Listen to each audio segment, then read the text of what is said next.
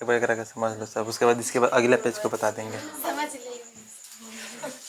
अच्छा देखो देखो, चलो अगला पेज देखो। ये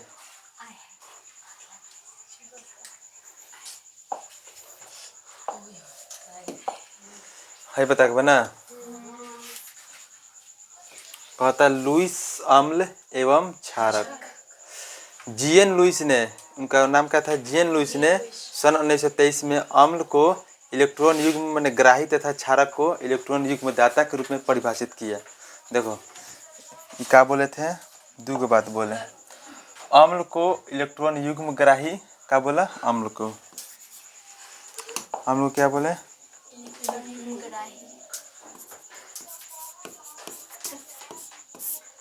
क्या बोले थे अम्ल को, इलेक्ट्रॉन युग्म ग्राही।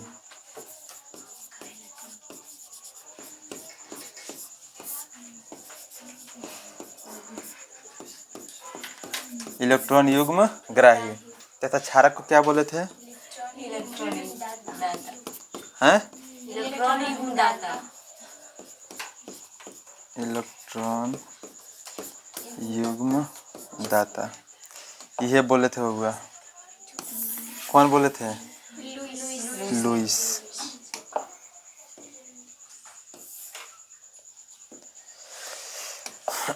उसके बाद बोले थे कि परिभाषित किया लुईस अम्ल सिद्धांत के अनुसार बहुत से ऐसे पदार्थ भी अम्ल हैं जिनमें प्रोटॉन नहीं है।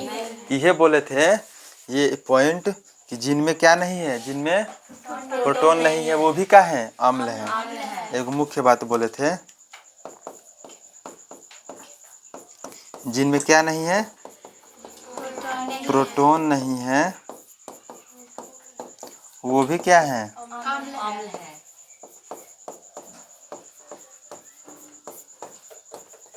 वो भी क्या है, अम्ल है। ये कौन बोले थे, लुईस ने।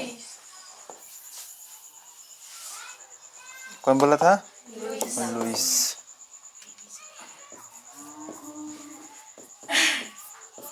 ये बात लुईस बोले थे, ठीक है। उसके बाद है कि इस प्रकार प्रोटॉन रहित एवं इलेक्ट्रॉन की कमी वाला BF3 यौगिक NH3 के साथ क्रिया कर उसका एक एकाकी इलेक्ट्रॉन युग्म लेकर अम्ल का क्या करता है, कार्य करता है। क्योंकि समीकरण इस प्रकार से है, BF3 प्लस क्या है, NH3 किस अनुपात में बदला है, BF3 अनुपात NH3 के। ये किसका समीकरण था, लुईस का। जिनका पूरा नाम क्या था, जीएन लुईस। इसके बाद अगला पेज देखो,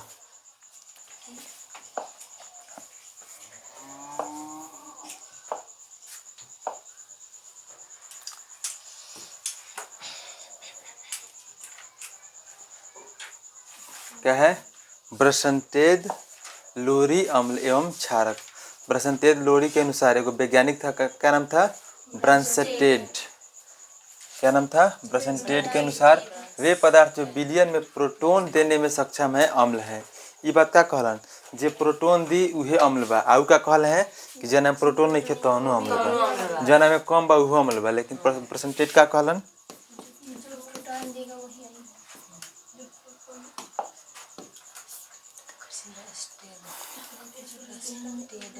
हाँ जो प्रोटॉन देगा,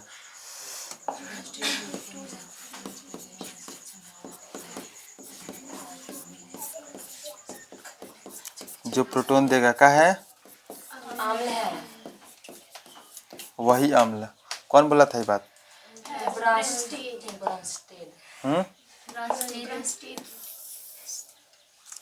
ब्रसनटेड बोले थे वे पदार्थ जो विलयन में प्रोटॉन आयन ग्रहण करने में सक्षम होते हैं वही क्षारक है। जे देता उहे अम्ल, जे लेता उहे क्षार।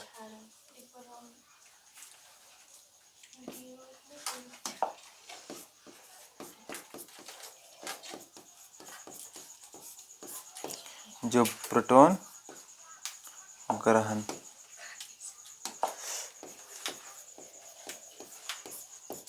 जो प्रोटॉन ग्रहण करेगा वही क्या है, क्षार,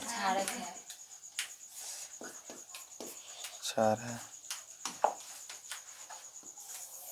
ये दोनों बात कौन बोले थे,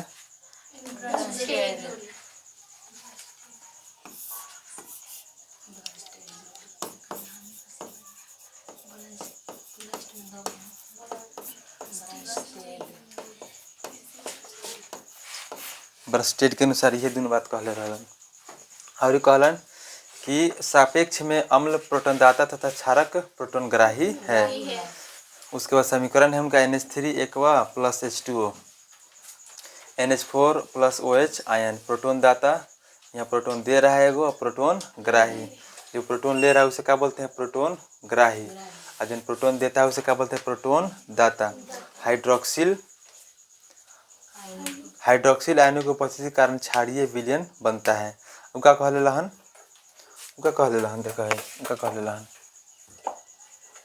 वो कहले लहन कि इलेक्ट्रॉन युग्म लेकर अम्ल का कार्य समीकरण प्रदर्शित किया गया है। ना ना लवण के बारे में क्या कहले लहन? ई ना है कहले लहन, क्या कहले लहन? हाँ, कि एक मुक्त इलेक्ट्रॉन हाइड्रोजन अत्यधिक क्रियाशील होता है। और क्या कहले लहन कि वह प्रदेश में उदासीन अणु विलयन में टूटकर आवेशित होते हैं, आयन देते हैं। जब, हाँ देखा दे बोले कि जब अम्ल एवं क्षारक को सही अनुपात में मिलाते हैं तो क्या होता है? वे आपस में विक्रिया करके क्या बनाते हैं? लवण बनाते हैं। इनका डेफिनेशन अलग बा। इनका डेफिनेशन देखा, इनका डेफिनेशन देखा, हाइड्रोक्सिल आयनों की उपस्थिति के कारण क्या होता है? क्षारीय विलयन बनता है। इनका डेफिनेशन है ये।